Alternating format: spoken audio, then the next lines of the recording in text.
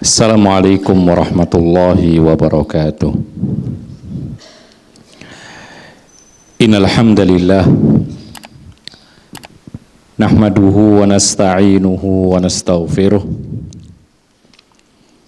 wa na'udzu billahi min syururi anfusina wa min sayyiati a'malina. May yahdihillahu fala mudhillalah wa may yudlil fala hadiyalah. Asyhadu an la ilaha illallah wahdahu la syarika lah wa asyhadu anna Muhammadan abduhu wa rasuluh. Allahumma salli wa sallim ala nabiyyina Muhammad wa ala alihi wa sahbihi wa man tabi'ahum bi ihsanin ila yaumiddin, amma ba'd. Kaum muslimin dan muslimat yang dimuliakan oleh Allah, kita akan membahas sebuah hadis yang cukup panjang.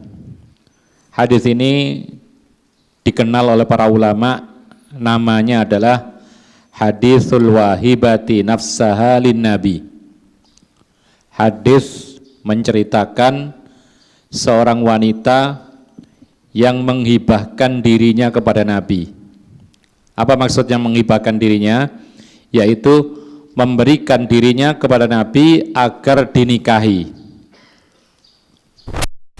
Dan hibah di sini maksudnya adalah bukan hibah menghibahkan harta, bukan, tetapi memberikan dirinya sukarela kepada Rasulullah agar dinikahi oleh Rasulullah.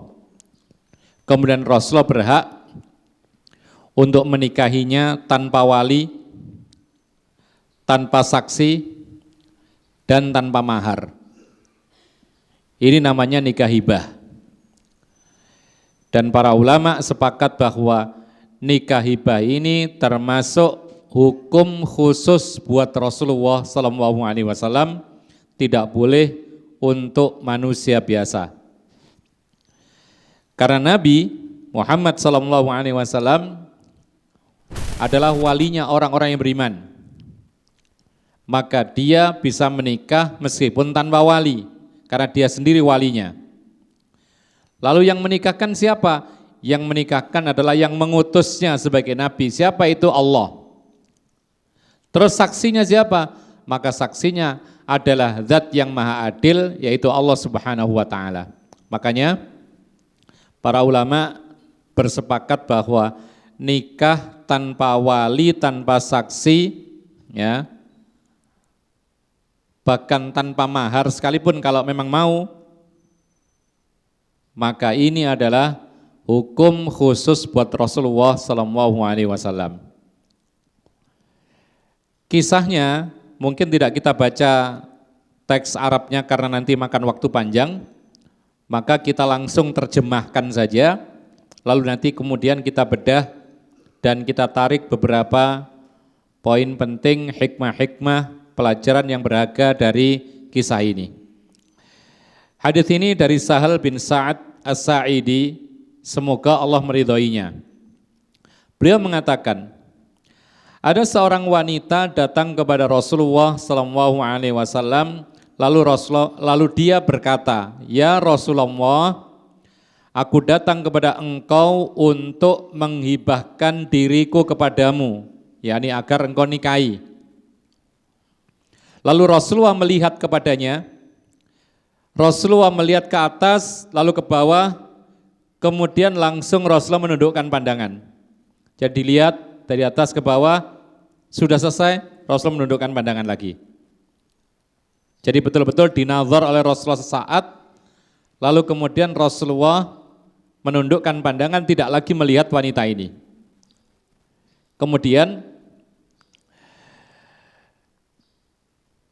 maka tatkala wanita itu tidak mendapatkan apa yang diharapkan sesuatu pun, wanita ini tahu ketika Rasulullah menundukkan pandangan, tidak berbicara apa-apa, tidak mengatakan iya, tidak mengatakan tidak, maka wanita ini paham bahwa Rasulullah tidak mau menikahinya. Ya. Kemudian terdiamlah wanita itu dan duduk. Lalu ada seseorang sahabatnya yang ada di samping Rasulullah mengatakan, "Wahai Rasulullah, kalau engkau tidak mau menikahi dia, ya sudah nikahkan saya dengan dia." Lalu kemudian Rasulullah bertanya, "Apakah kamu punya sesuatu untuk mahar?" Si laki-laki ini mengatakan, "Demi Allah, aku tidak punya apa-apa wahai Rasulullah." Betul-betul sangat miskin. Bahkan dalam riwayat yang lain disebutkan bahwa pemuda ini hanya mengenakan sehelai kain, ya, yang agak lebar, kemudian ditutupkan di bagian atas menjulur ke bawah, diikat di bagian pundaknya.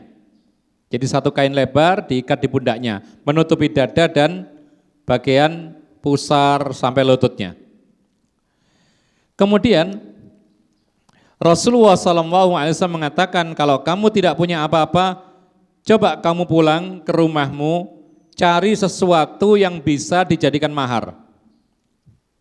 Maka pemuda ini pun pergi tidak jauh rumahnya, tidak lama kemudian datang lalu mengatakan, "Wahai Rasulullah, demi Allah aku tidak mendapatkan apapun." Saking apanya? Saking miskinnya. Tapi mau menikah. Ya. Dan ada wanita yang mau menikah dengan laki-laki yang miskin ini. Lalu Rasulullah SAW mengatakan, "Coba cari lagi. Pokoknya sesuatu yang bisa dijadikan mahar meskipun hanya cincin besi." Cincin besi murah atau mahal? Hah? Sangat murah. Ya. Jauh di bawahnya perak apalagi emas. Artinya Rasulullah ingin supaya pemuda ini membawa sesuatu berupa harta meskipun murah untuk dijadikan sebagai mahar, mas kawin. Lalu laki-laki ini, pemuda ini kembali lagi ke rumahnya, nyari-nyari lagi, datang kepada Rasulullah, lalu mengatakan, "Demi Allah, wahai Rasulullah, aku tidak mendapatkan apa-apa di rumah, meskipun hanya cincin besi." Lalu Rasulullah bertanya, "Terus kamu nikah pakai mahar apa?"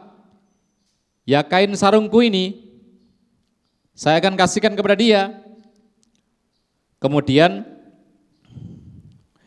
Rasulullah SAW mengatakan, "Lalu apa yang kau lakukan dengan sarungmu itu? Apa yang bisa kau lakukan dengan sarung cuma satu itu? Karena kalau engkau pakai nanti, engkau pinjam dari istrimu, maka istrimu enggak pakai kain. Dan kalau dipakai oleh istrimu, engkau enggak punya kain, masa enggak pakai baju?" Maka laki-laki pemuda ini pun terdiam. Dia duduk terdiam, kemudian cukup lama terdiam, kemudian si laki-laki ini menyangka bahwasannya sudah enggak ada harapan untuk menikah, lalu kemudian si laki-laki ini bangun mau pergi, lalu Rasulullah SAW memberhentikan dia, "Tunggu." Lalu Rasulullah bertanya, "Apakah kamu punya hafalan Al-Quran?" Dia mengatakan, "Ya wahai Rasulullah, aku punya beberapa surat yang aku hafal." Lalu dia mulai menghitungnya, surat ini, surat ini, surat ini. Rasulullah mengatakan, "Apakah kamu bisa membaca tanpa melihat?" Pemuda mengatakan, "Ya wahai Rasulullah." Lalu Rasulullah mengatakan, "Kalau begitu, aku nikahkan kamu dengan mahar apa yang ada darimu berupa Al-Quran." Hadis ini muttafaqun alaih. Kemudian dalam suatu riwayat dijelaskan, maksudnya apa sih Al-Quran ini? Apakah segera dibaca? Ternyata tidak.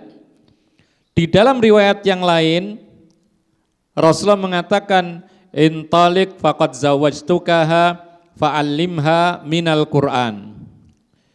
Silakan, pergilah kamu bersama dia, aku telah nikahkan kamu, ya, maka ajarkan kepadanya yaitu Al-Qur'anmu. Ini maksud daripada aku nikahkan kamu dengan Al-Qur'an. Maksudnya apa? Dengan mahar kamu harus ngajari di Al-Qur'an. Karena kalau orang itu nggak punya harta, maka dia punya jasa. Dan jasa itu dihargai sebagaimana yaitu harta. Ya. Ini para ulama mengatakan bahwasanya ternyata mahar itu tidak harus dengan harta, tidak harus dengan uang, tidak harus dengan barang, tapi bisa dengan jasa, khidmah, pelayanan dan semisalnya, seperti Nabi Musa menikahi seorang wanita, kemudian dengan mahar apa? Dengan mahar membantu atau berkhidmat kepada mertuanya selama 10 tahun lamanya. Dalam Al-Quran disebutkan demikian. Dan itu bisa dinilai dengan harta. Orang berkhidmat sebulan nilainya sekian, kan gitu. Nah, kemudian wa fi riwayatin lil Bukhari, dalam riwayat Bukhari, Rasulullah mengatakan tentang lafadz pernikahannya, aku kuasakan engkau kepada wanita ini dengan mahar Al-Quran.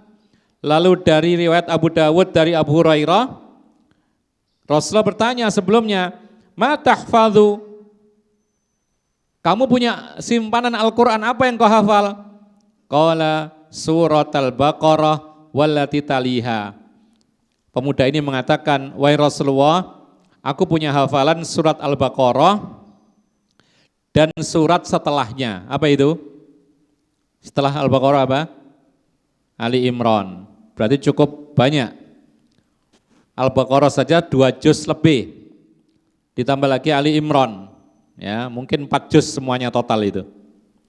Dia punya hafalan ini dan dia bisa, kalau dia hafal, maka mengajarkannya pun tidak pakai nyari-nyari mushaf gitu.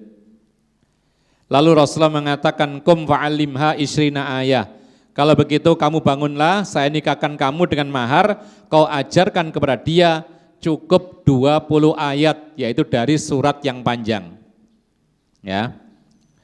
Ma'asyiral muslimin rahimakumullah.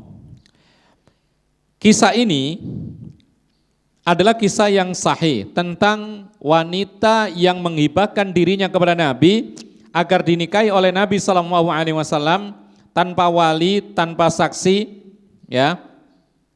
Bahkan tanpa mahar sekalipun itu boleh bagi Rasulullah, tetapi Rasulullah enggan untuk menerima. Andai kan Rasulullah mau, maka ini boleh, tapi tidak untuk yang lainnya. Dan para ulama mengatakan, kenapa kok dikhususkan Rasulullah? Padahal dalam hadis enggak ada keterangannya, ada dalam Al-Quran. Dalam Al-Quran disebutkan, wa mra'atan mu'minatan iwwahabat nafsaha lin nabi in aradan nabiyyu ayyastanqihaha khalisatan laka min dunil mu'minin. Allah mengisahkan seorang wanita yang menghibahkan dirinya kepada Nabi agar dinikahi Nabi, ya. Tapi itu adalah hukum khusus untuk engkau wahai Muhammad, bukan untuk orang-orang yang beriman. Inilah yang menjadi dasar bahwasanya nikah hibah itu hanya khusus untuk Nabi, bukan untuk yang lain. Kalau yang lain harus terpenuhi, yaitu yang namanya wali. Harus ada minimal 2 saksi. Ya, harus ada ijab kabul dan harus ada yang namanya mahar. Kalau tidak maka tidak boleh. Makanya Rasulullah ketika diminta oleh sahabatnya yang miskin, wahai Rasulullah, kalau kamu nggak mau nikahi dia, saya mau. Rasulullah langsung tanya apa? Apakah kamu punya sesuatu untuk jadi mahar? Ini menunjukkan bahwasanya mahar itu termasuk kewajiban. Kalau Rasulullah tidak. Tapi Rasulullah ketika menikah pasti memberikan mahar. Ma'asyiral muslimin rahimakumullah. Demikianlah, ternyata dalam Islam ini ada beberapa hukum yang dikhususkan untuk Nabi SAW dan tidak diberlakukan untuk umat Islam secara umum. Tapi para ulama mengatakan bahwa hukum asal apa yang dilakukan dan diucapkan Nabi adalah umum untuk kaum muslimin, kecuali apabila ada keterangan khususnya, baru kita khususkan. Kalau enggak ada keterangan khusus, berarti itu boleh dilakukan oleh kaum muslimin. Hukum untuk Rasulullah adalah untuk umatnya, karena Allah mengatakan laqad kana lakum fi Rasulillahi uswatun hasanah. Sungguh ada pada diri Rasulullah buat kalian adalah teladan yang terbaik. Sehingga kalau tidak ada dalil khusus buat dia, maka berarti boleh dilakukan untuk umat kaum muslimin. Ma'asyiral muslimin rahimakumullah. Makanya para ulama mengatakan la tuqbalu da'wal khususiyah illa bidalil. Tidak boleh diterima kalau ada orang yang mengklaim hukum ini khusus buat Rasulullah kecuali dia membawakan dalil. Ya. Ada orang misalnya mengatakan, "Oh, jilbab itu khusus untuk istrinya Nabi." Tanya, mana dalil pengkhususannya? Karena Allah mengatakan dalam Al-Qur'an, "Qul lil mu'minin qul li azwajika wa banatika wa nisa'il mu'minin." Jadi perintah ini untuk istri Nabi, untuk anak-anak perempuannya, dan untuk kaum mukminat. Berarti umum bukan khusus. Ma'asyiral muslimin rahimakumullah. Apakah ada hal-hal yang lain yang dikhususkan kepada Nabi SAW? Kita katakan tadi bahwasanya hukum asal apa yang ada pada diri Nabi, karena Nabi itu secara manusiawi ya biasa, manusia biasa. Maka selama tidak ada dalil kekhususan, maka itu adalah umum, berlaku untuk umat Islam. Tapi ada beberapa hal yang dikhususkan oleh Allah untuk Nabi saja, tidak untuk yang lain. Contohnya apa? Contoh tentang masuk Islamnya jin korin yang ada pada diri Rasulullah. Ini khusus. Rasulullah mengatakan, "Ma minkum min ahadin illa waqad wukila bihi qarinuhu minal jin." Tidak ada seorang pun di antara kalian melainkan pasti dikuasakan atau diiringkan kepadanya korinnya berupa atau dari kalangan jin. Jadi semua kita ini punya korin, melekat pada diri kita. Rasulullah mengatakan, "Yajri majraddam, yajri ala ibni Adam majraddam." Mengalir dalam aliran darah manusia. Ini ada korin. Itu kata Rasulullah. Semua tanpa kecuali. Lalu para sahabat bertanya, "Ya Rasulullah, wa iyak, apakah kamu juga punya korin pada dirimu?" Maka Rasulullah mengatakan, "Ya, ya. Walakinallaha a'anani alaihi fa aslama fala ya'muruni illa bi khairin." Rasulullah mengatakan, "Iya, aku pun juga ada korinnya, tapi Allah Subhanahu wa ta'ala menolong aku sehingga korinku ini masuk Islam, lalu korinku selalu menyuruh aku kepada kebaikan." Kalau korin kita itu nyuruhnya keburukan, ya, dan itu kerasa ketika kita mungkin sendirian, ada pikiran-pikiran ingin melanggar aturan Allah. Ketika kita tidak dilihat orang, ada keinginan untuk melakukan hal yang negatif. Itu bukti bahwa pada diri kita ada korin. Tapi ingat, malaikat pun juga menyertai kita. Pada diri kita ini ada tabiat baik, ada tabiat buruk. Maka kita harus terus berusaha mengalahkan korin kita dan tabiat buruk kita. Sehingga kalau kita biasakan kebaikan, maka korin kita kalah. Ya. Jadi Rasulullah punya korin, kita punya korin, tapi khusus Rasulullah SAW, korinnya itu masuk Islam dan menyeru Rasulullah selalu dalam kebaikan. Pertanyaan sekarang, kalau ada orang ketika kesurupan, ya, lalu yang berbicara adalah korin atau jin, lalu dia mengaku masuk Islam, ya. Sedang kita ruqyah, kemudian dia minta maaf lalu masuk Islam. Pertanyaannya, apakah kita percaya dia masuk Islam lalu kemudian kita biarkan? Tidak usah diruqyah? Jawabannya tidak. Karena tabiat jin dan setan itu pembohong. Dia akan jujur hanya untuk apa? Untuk menyelamatkan dirinya saja dari kebinasaan. Tapi kalau tidak, maka dia pasti akan berbohong. Dan kita tidak boleh percaya dengan ucapan-ucapan jin-jin yang sedang merasuki orang yang sedang kesurupan. Karena itu adalah pembicaraan itu dari jin yang sedang berbohong, hanya pingin untuk supaya tidak diruqyah. Karena diruqyah itu kepanasan. Maka untuk mengelabui peruqyah biasanya dia masuk Islam. Maka silakan diteruskan ruqyah sampai dia keluar. Dan bukti bahwasanya dia tidak masuk Islam, meskipun dia mengaku masuk Islam, dia tidak mau keluar. Ya. Sehingga ikhwan fillah azakumullah, maka ini hukum khusus untuk Rasulullah sallallahu alaihi wasallam. Ada lagi contoh di antara keistimewaan Rasulullah yang tidak dimiliki oleh manusia biasa. Apa itu? Kata Anas bin Malik radhiyallahu an, qala lamasastu miskatan wala ambaratan atyaba min raihati Rasulillah sallallahu alaihi wasallam, rawahu Muslim.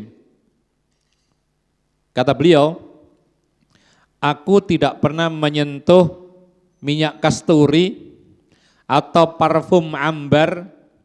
Kalau kasturi itu biasanya warnanya putih, kalau ambar itu minyak parfum yang warnanya hitam. Jadi aku tidak pernah menyentuh kasturi atau parfum ambar, sama-sama wangi ya, yang mana lebih wangi daripada baunya Rasulullah SAW. Artinya bau badannya Rasulullah itu memang wangi, ya. Dan ini keistimewaan Rasulullah SAW. Sampai ketika di rumahnya Anas, ya, Rasulullah punya pembantu Anas bin Malik. Kadang Rasulullah mengunjungi Anas dan kemudian tidur, ya. Di rumahnya Anas tidur siang. Siang kan panas, sehingga berkeringat Rasulullah SAW. Nah, neneknya Anas, Mulaikah namanya, itu melihat Rasulullah berkeringat lalu diletakkan kain, yaitu di lehernya Rasulullah. Diletakkan di lehernya Rasulullah, Rasulullah tidur berkeringat, kemudian ketika selesai diambil oleh Mulaikah. Kemudian Rasulullah terbangun, bertanya, apa itu wahai neneknya Anas? Maka neneknya Anas mengatakan, keringatmu ini aku jadikan di dalam botol dan aku jadikan parfum. Dan dalam hadis yang lain disebutkan, arak, yaitu keringatnya Rasulullah lebih wangi daripada minyak kasturi. Ini hukum khusus yang tidak dimiliki oleh manusia biasa. Keringatnya Nabi wangi, kalau keringat kita subhanallah, ya. Kemudian hukum khusus juga, ludahnya Rasulullah mengandung keberkahan. Antum ingat kisah pada waktu perang Khaybar, ketika Rasulullah bersama para sahabatnya 1.400 orang akan menaklukkan benteng Khaybar, kaum muslimin mengalami kesulitan. Ya, sehari tidak takluk, 2 hari, 3 hari tidak takluk. Bendera kepemimpinan diberikan kepada sahabat bergantian. Hari ini perang menaklukkan benteng Khaybar, dipegang oleh Abu Bakar, tidak bisa menang. Besoknya Umar tidak bisa menang. Besoknya fulan. Kemudian menjelang hari ke-10, malamnya Rasulullah mengumpulkan sahabatnya. Lalu Rasulullah mengatakan, la'u'tiyanna rayata ghadan rajulan yuhibbullaha wa rasulahu wa yuhibbuhullahu wa rasuluh. La yarji'u hatta yuftaha lahu. Rasulullah mengatakan di menjelang hari ke-10 untuk menaklukkan benteng Khaybar, apa kata Rasulullah? Besok aku akan berikan bendera kepemimpinan perang Khaybar ini kepada sosok orang yang mencintai Allah dan Rasulnya, dia pun juga dicintai oleh Allah dan Rasulnya. Dia tidak akan balik kecuali ditaklukkan benteng Khaybar. Lalu Rasulullah istirahat.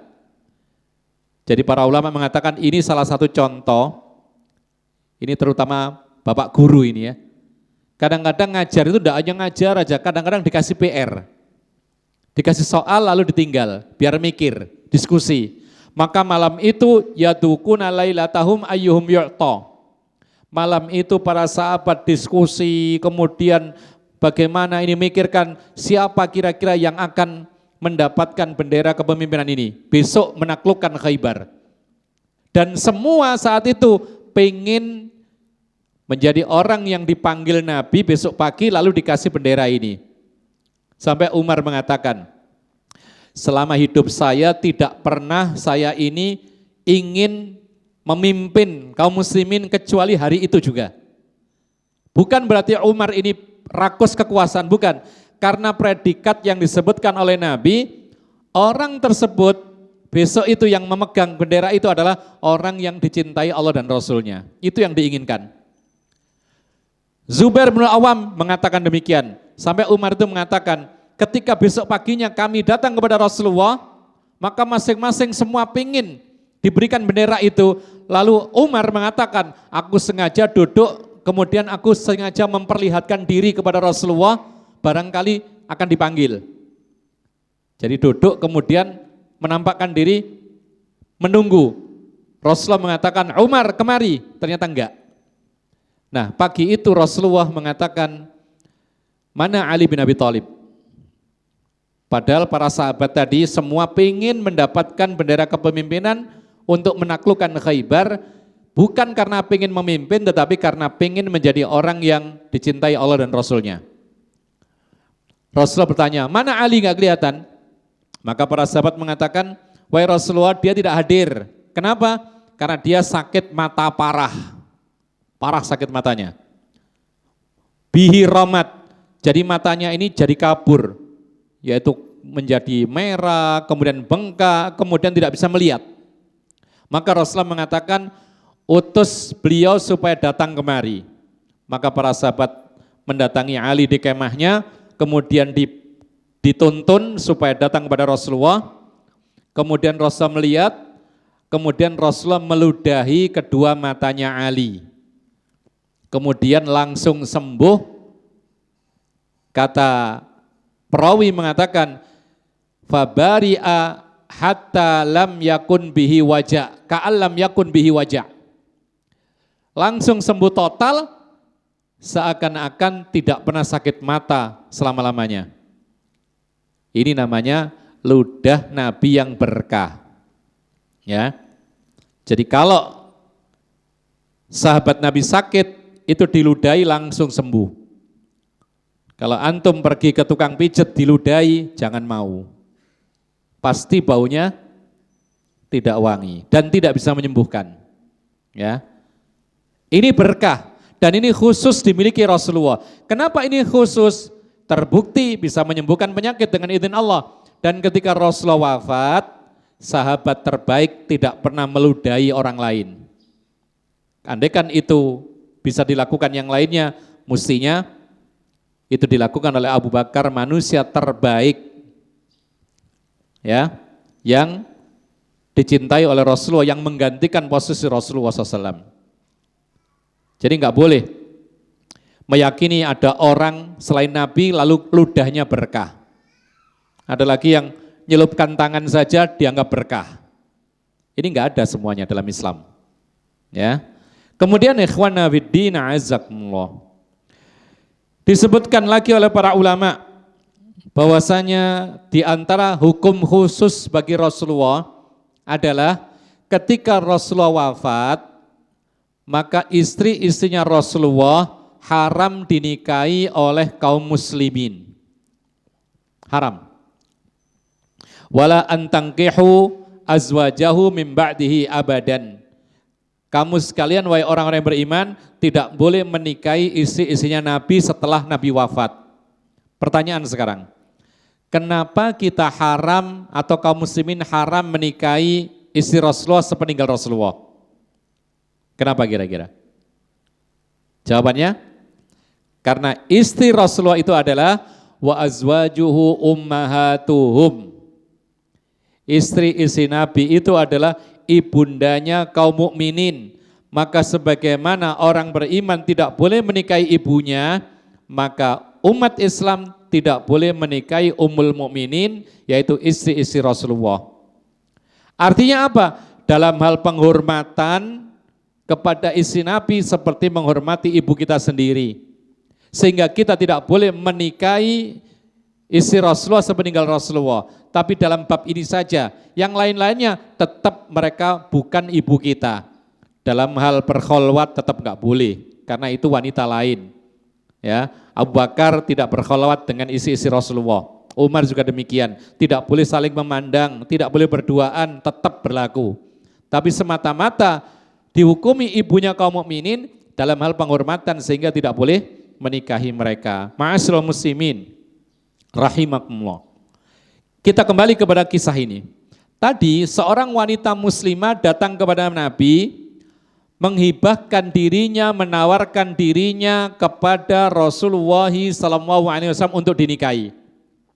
Pertanyaan sekarang, apa hukumnya seorang wanita muslimah menawarkan dirinya kepada seorang laki-laki muslim untuk dinikahi?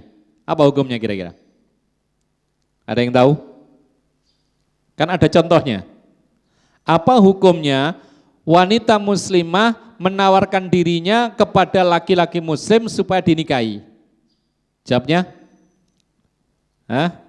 Kalau ditanya hukum tidak lepas dari 5. Wajib, sunnah, mubah, hak makruh, atau haram. Yang mana ini? Jawabannya mubah. Ingat, kalau mubah itu berarti masih ada hukum yang lain yang di atasnya. Mubah ini boleh, sekedar boleh. Contohnya begini, kalau kita sholat berjamaah, ya, kebetulan di rumah itu ada anak kecil, nangis, maka kita bawa ke masjid, kita sholat sambil gendong bayi. Apa hukumnya? Apa hukumnya? Sholat sambil gendong bayi. 5, mana ini? Wajib, sunnah, mubah, makruh, atau haram? Jawabannya mubah. Kalau mubah itu berarti boleh. Nah sekarang, keliru orang yang mengatakan menggendong bayi ketika sholat itu hukumnya sunnah. Ini keliru. Kenapa demikian? Karena kebiasaan Rasulullah kalau sholat di masjid tidak menggendong bayi. Kemudian Rasulullah menggendong bayi sekali, cucunya Umamah bintu Zainab digendong, itu untuk menjelaskan boleh-boleh saja kalau memang ada kebutuhan. Kalau sekiranya itu akan mengganggu, ya lebih baik tidak usah gendong anak. Karena ada sebagian mengatakan menggendong bayi ketika sholat berjamaah itu sunnah. Akhirnya apa? Akhirnya dia berusaha untuk mempraktekkan dan menunjukkan inilah sunnah. Akhirnya berkali-kali, bahkan hampir setiap hari menunjukkan seolah-olah ini adalah sunnah Nabi. Kalau sunnah itu dianjurkan, tapi yang ada adalah sekedar boleh. Terutama mungkin kondisi di rumah, anak ini tidak ada yang yaitu megang, ya, isi dalam keadaan mungkin sakit atau repot dan semisal, sesekali boleh dibawa. Yang penting jangan mengganggu, kan gitu. Nah, demikian pula wanita muslimah menawarkan dirinya kepada laki-laki muslim supaya dinikahi, ini hukumnya boleh. Tapi yang lebih afdal tidak demikian. Yang lebih afdal itu hendaknya ada perantara antara wanita itu dengan laki-laki yang dikehendaki. Kenapa demikian? Karena demikianlah kebiasaan pernikahan Rasulullah dan para sahabatnya. Rasulullah ketika menikahi Khadijah itu ada keluarga yang menjadi perantara. Rasulullah ketika menikahi Maimunah ada perantara yang bernama Abu Rafi'. Hafsah ketika ditinggal mati oleh suaminya, dia punya ayah namanya Umar bin Khattab, maka ayahnya Umar bin Khattab yang menjadi perantara untuk menikah, ditawarkan kepada Abu Bakar, ditawarkan kepada Utsman, lalu kemudian Rasulullah yang menikahi Hafsah. Umar berperan. Kemudian yang kedua, kenapa kita katakan lebih afdal wanita itu tidak menawarkan dirinya, tapi hendaknya ada perantara yang menjadi perantara yang menyambungkan antara wanita dengan calonnya? Maka kalau wanita itu langsung ngomong kepada laki-laki, maka ini bertolak belakang dengan fitrahnya wanita. Karena fitrahnya wanita itu pemalu. Jangankan menawarkan diri, Rasulullah pernah mengatakan wanita itu tidak boleh dinikahkan kecuali dimintai izin. Lalu ditanya bagaimana izinnya wanita itu? Antas kuta. Kalau ditanya kamu saya nikahkan dengan si fulan ya, dia diem. Itu bertanda dia mau. Kenapa kok dia diam itu dia dianggap mau? Karena wanita itu biasa pemalu. Ya. Nah, sekarang masalahnya ini. Lalu bagaimana dengan wanita yang menghibahkan dirinya kepada Rasulullah? Para ulama mengatakan berbeda. Yang dituju di sini Rasulullah. Manusia terbaik di dunia. Dia ingin sekali menjadi istrinya manusia terbaik, maka sifat malu sementara ditanggalkan. Nah sekarang wanita muslimah menawarkan diri kepada seorang laki-laki yang bukan nabi, bukan rasul, bukan manusia terbaik, maka mestinya wanita muslimah sekarang ini merasa malu. Dan ada cara yang lebih terhormat, yaitu apa? Mencari, yaitu perantara. Oleh karena itu para ulama mengatakan, orang tua yang punya anak perempuan, itu punya kewajiban mencarikan jodoh laki-laki yang soleh untuk anak-anak perempuan mereka. Jadi nggak hanya membesarkan saja ngasih makan lalu kemudian disuruh nyari sendiri, ya. Akhirnya nyari-nyari di internet, akhirnya tertipu, akhirnya dimanfaatkan, terjadi pelecehan dan lain sebagainya, kan banyak itu kejadian. Yang namanya medsos itu yang ditampakkan adalah biasanya kalau laki-laki mencari perempuan biasanya yang ditampakkan bagus-bagusnya saja. Ketika bertemu ternyata lain, kan gitu.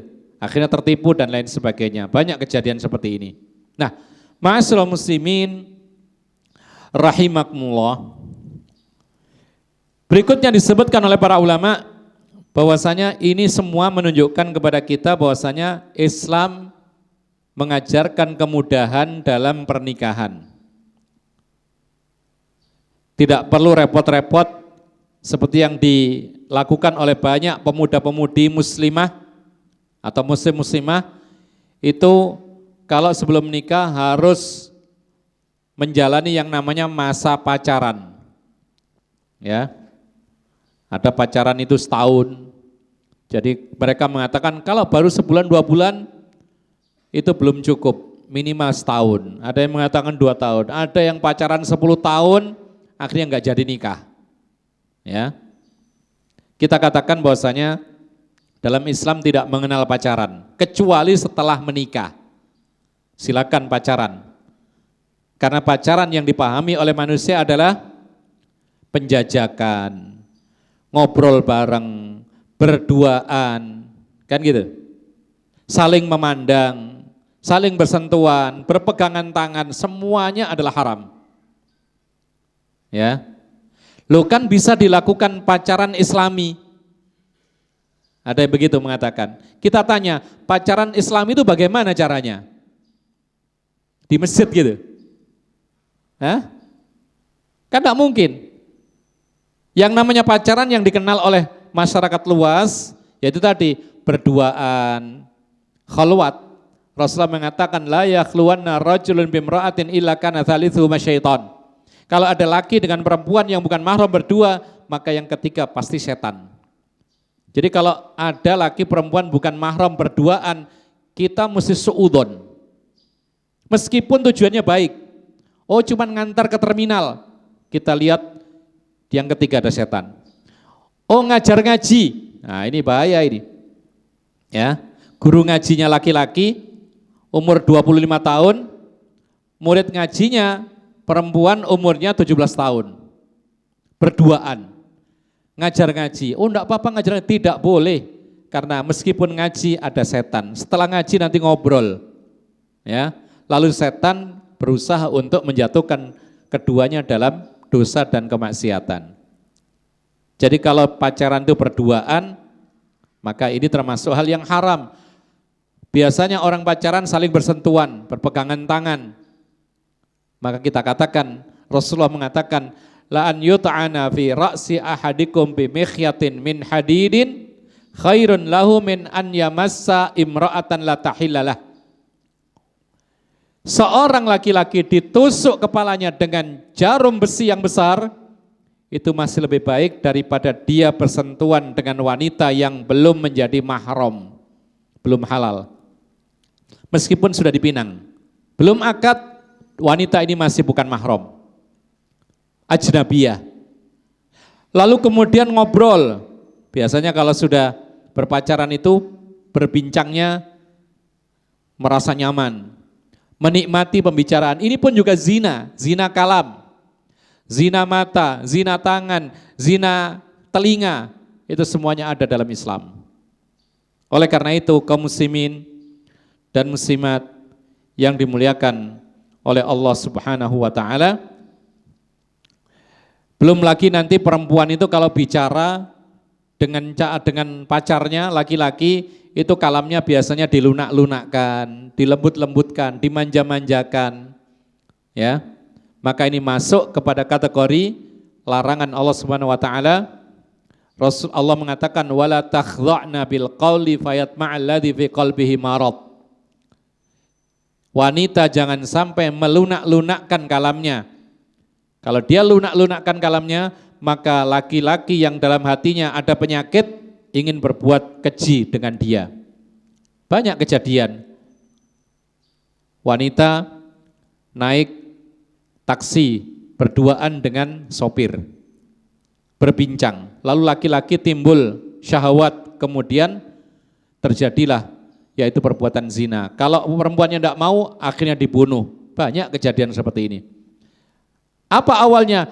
Karena melanggar aturan agama, yaitu berkhalwat, berduaan dengan lawan jenis yang bukan mahramnya. Ma'asyiral muslimin rahimakumullah. Maka betapa mudah Islam memberikan petunjuk tentang pernikahan. Bahkan para ulama juga mengatakan bahwasanya di dalam Islam itu ada yang namanya proses nazar.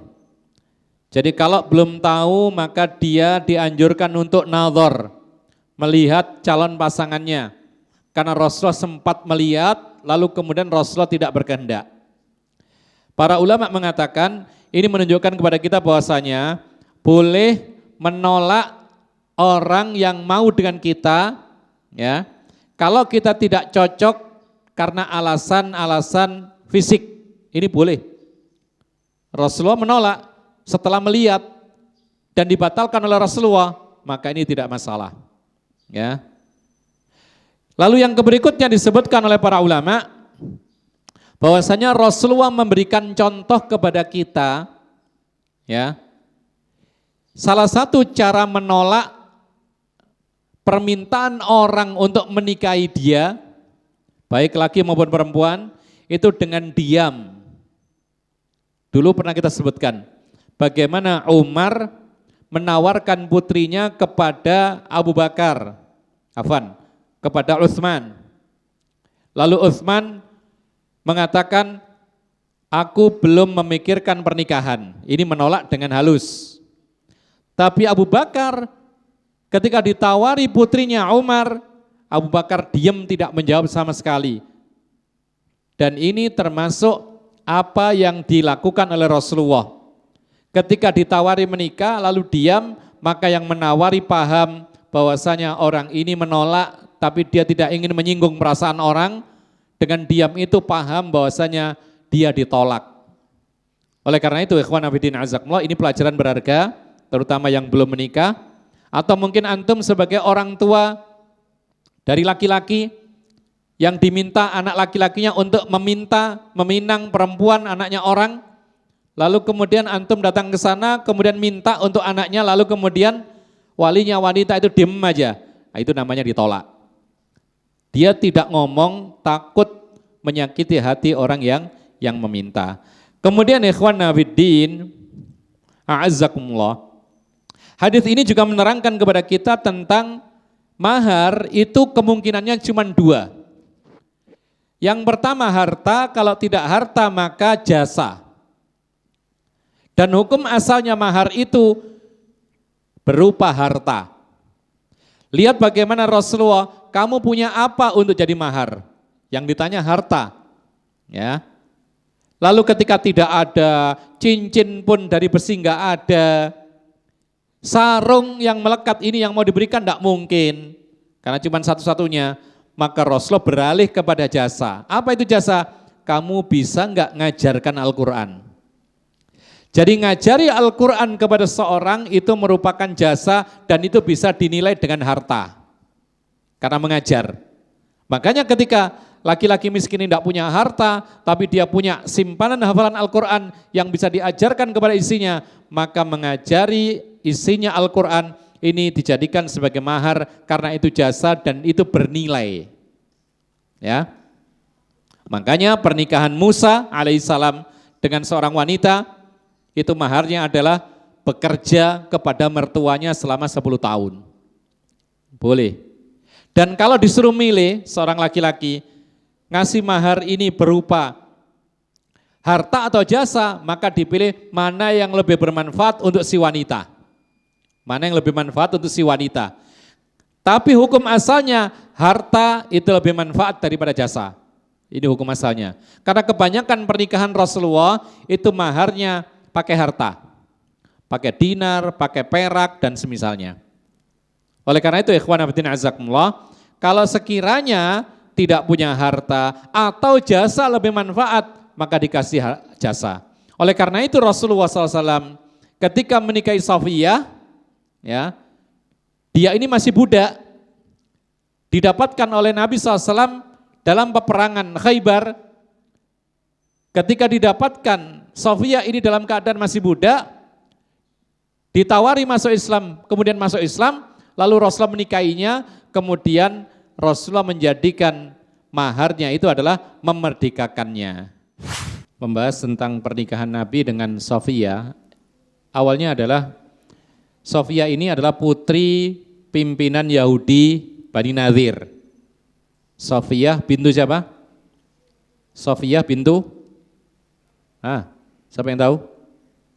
Safiyah bintu Huyai ibnu Akhtab, pemimpin Yahudi Bani Nadir. Ketika ditaklukkan Bani Nadir, maka Huyai ini kabur, kemudian bersembunyi di Khaybar. Khaybar ini juga kampungnya orang Yahudi. Kemudian lama kemudian setelah ditaklukkan Khaybar dan tewaslah Huyai ibnu Akhtab, bahkan suaminya Safiyah juga tewas, dibunuh karena dia berkhianat, menyembunyikan harta benda yang sangat banyak. Maka Safiyah ini putrinya raja, ya, anak bangsawan, ditawan. Kemudian jatuh kepada bagian Rasulullah SAW, tawanan ini menjadi budak. Lalu Rasulullah tawarkan Islam, lalu dia masuk Islam, kemudian Rasulullah menikahinya, kemudian dimerdekakan oleh Rasulullah, dan kemerdekaan ini menjadi atau dijadikan sebagai mahar. Ini manfaat, jasa. Memerdekakan budak jasa. Jadi Rasulullah nggak ngasih harta, tetapi saat itu yang paling diinginkan oleh Safiyah seorang budak adalah jasa, yaitu kapan dia bisa merdeka. Makanya diberikan oleh Rasulullah, kamu merdeka. Dinikahi Rasulullah setelah perang Khaybar, kemudian Safiyah ini satu-satunya wanita Yahudi yang menjadi istrinya Rasulullah SAW. Makanya kalau berselisih dengan isi-isi Nabi yang lain, dia mesti kalah. Karena yang lain akan mengatakan, ya bintal Yahud, begitu. Akan dipanggil, kamu ini dasar anaknya orang Yahudi, gitu.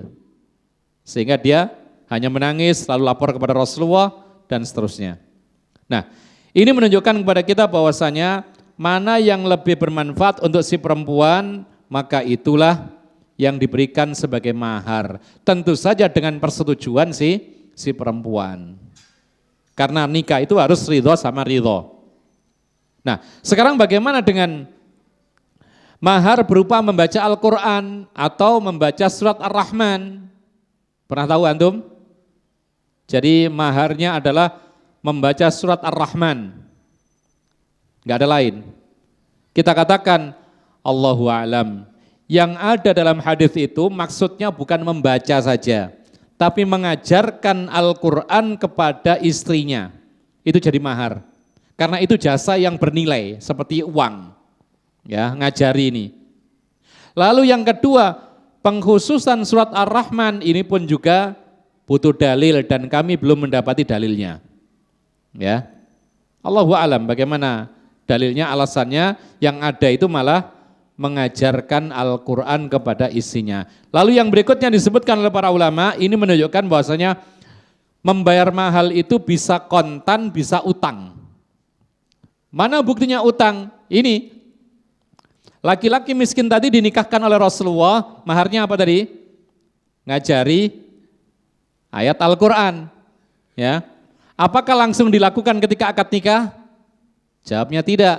Setelah menjadi istrinya, mungkin nanti di rumahnya diajari pelan-pelan, dari demi hari. Ini namanya membayarkan mahar, tetapi tidak kontan langsung ketika akad nikah. Kemudian ikhwan fillah azakumullah, para ulama mengatakan Rasulullah saat itu menjadi wali. Kenapa demikian?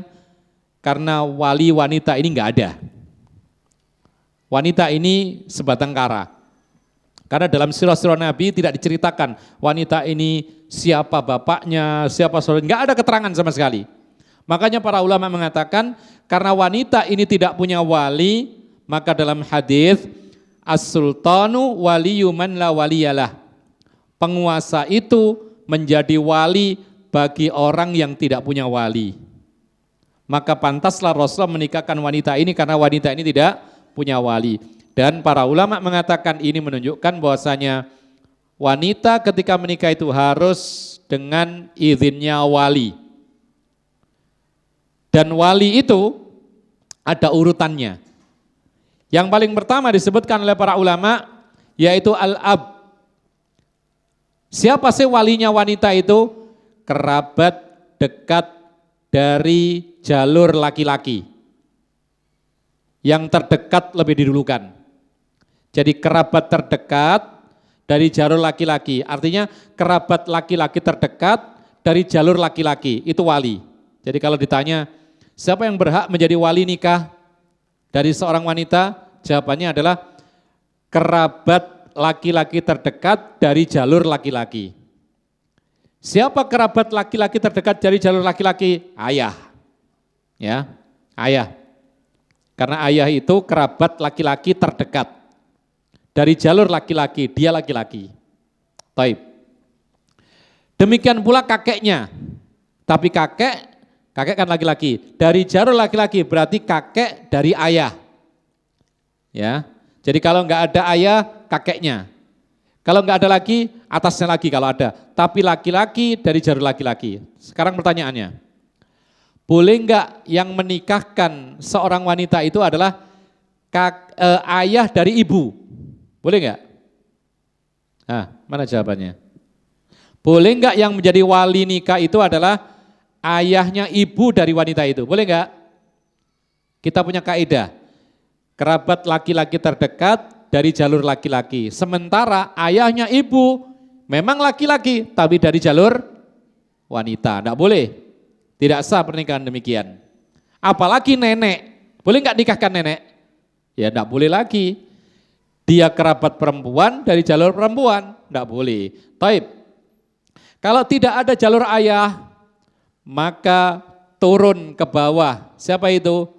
Anak laki-laki kalau ada. Ya.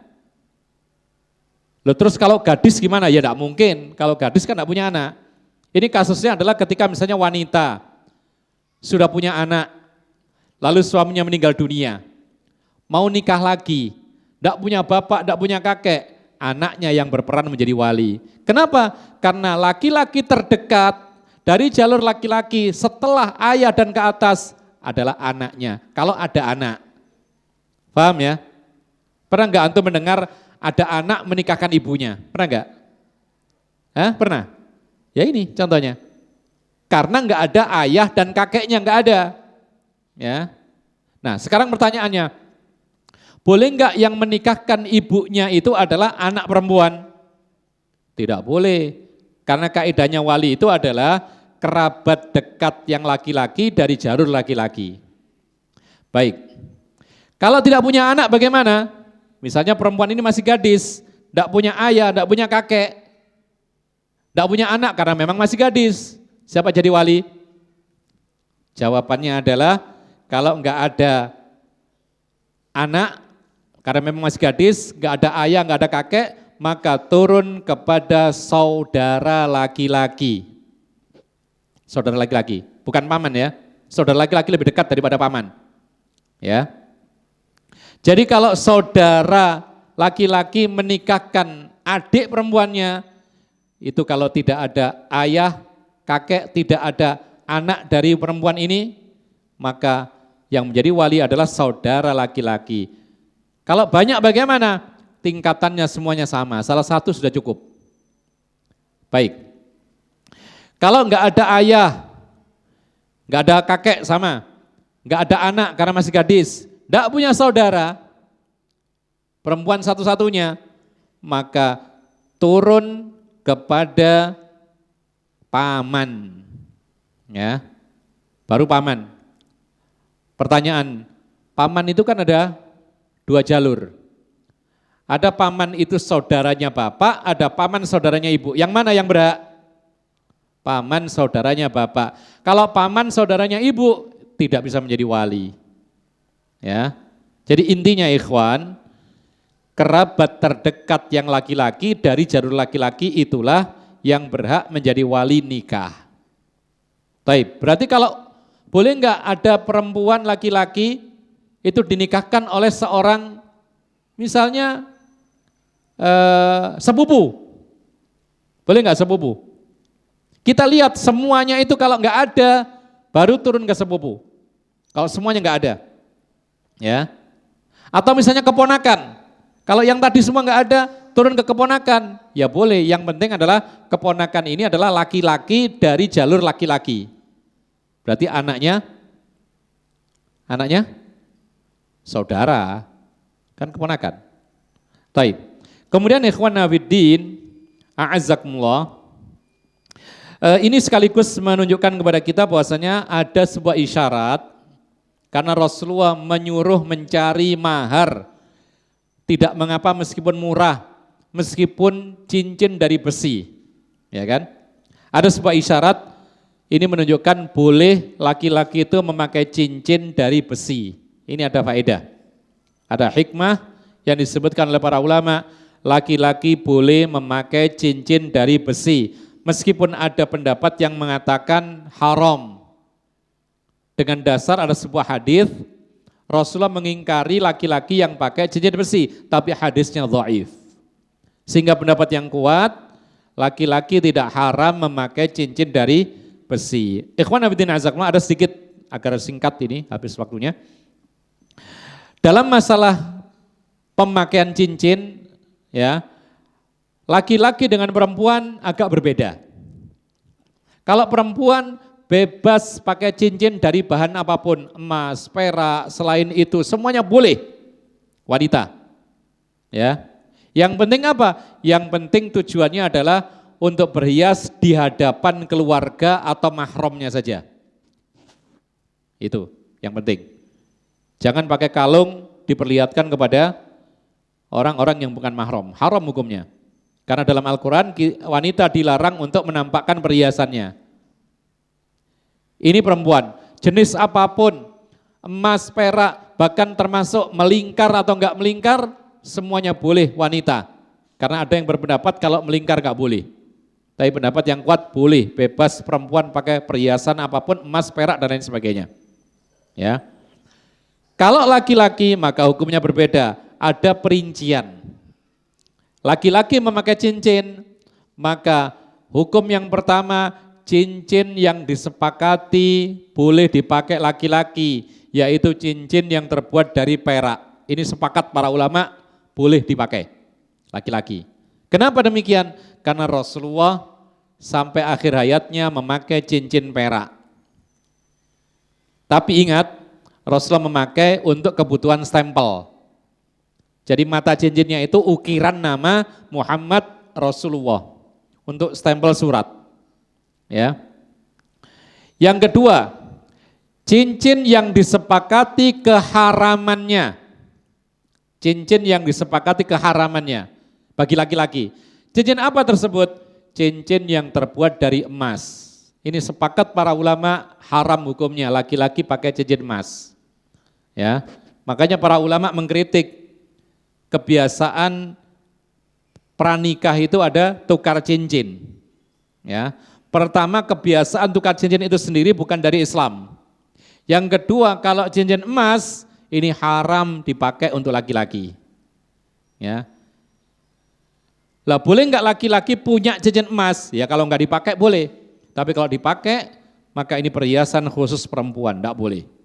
Jadi sepakat para ulama cincin emas dilarang dan diharamkan bagi laki-laki. Lalu yang ketiga, cincin yang diperselisihkan hukumnya bagi kaum laki-laki yaitu cincin besi. Maka pendapat yang kuat laki-laki boleh memakai cincin yang terbuat dari besi. Ya. Kemudian bagaimana dengan cincin selain emas, perak dan besi? Karena ada macam-macam sekarang dari tembaga, dari apa lagi? Apa? Terbuat dari apa cincin? Dari imitasi, ya. Atau mungkin dari karet, dari kulit, dari kayu misalnya. Maka para ulama mengatakan tidak ada perintah, tidak ada larangan, berarti boleh-boleh saja. Ya. Dengan catatan bahwa asal usulnya Nabi itu tidak menggunakan cincin. Tapi setelah diberitahu bahwasanya para raja itu tidak akan mau membaca surat yang enggak ada stempelnya, maka Rasulullah memakai cincin, ditulis Muhammad Rasulullah sebagai mata cincinnya, dijadikan stempel suratnya. Awalnya pakai emas, lalu Allah menurunkan yaitu wahyunya pengharaman cincin emas bagi laki-laki, maka Rasulullah ganti dengan cincin perak. Tapi pertanyaan berikutnya, jari manakah yang dikenakan cincin? Di mana kira-kira? Jempol, telunjuk, tengah, manis atau kelingking? Hah? Kelingking. Mana dalilnya? Hah? Kita katakan ada larangan memakai cincin di telunjuk dan tengah. Ada larangannya. Rasulullah melarang menggunakan cincin di telunjuk dan tengah. As-sababa wal wusta. Ya. Kemudian adapun yang tidak dilarang adalah jempol, manis dan kelingking.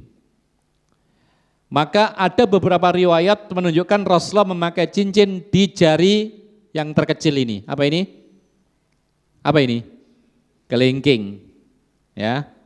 Maka kita katakan karena ada dalilnya maka kalau kita menganggap memakai cincin itu sunnah berarti di kelingking.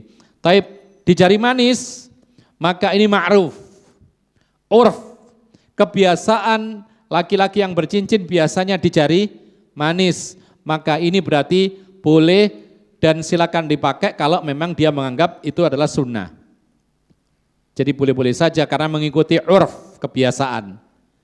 Adapun di jempol, maka ini tidak ma'ruf di negeri kita, maka tidak usah pakai di jempol kalau pakai cincin, laki-laki ya, kalau perempuan bebas, kalau laki-laki hindari jari telunjuk dan tengah, ya, boleh-boleh saja mengikuti kebiasaan manusia di jari manis, kemudian sunnah di jari kelingking, kemudian tidak termasuk ma'ruf di jempol, ya, ada sebuah kitab membahas perincian tentang hukum-hukum berkaitan dengan cincin namanya Ahkamul Khawatim. Ini lengkap sekali pembahasannya.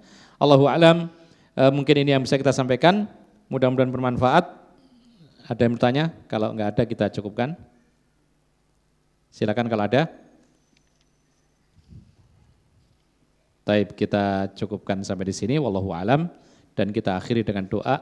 Wa subhanakallahumma bihamdika asyhadu an la ilaha illa anta astaghfiruka wa atubu ilaik.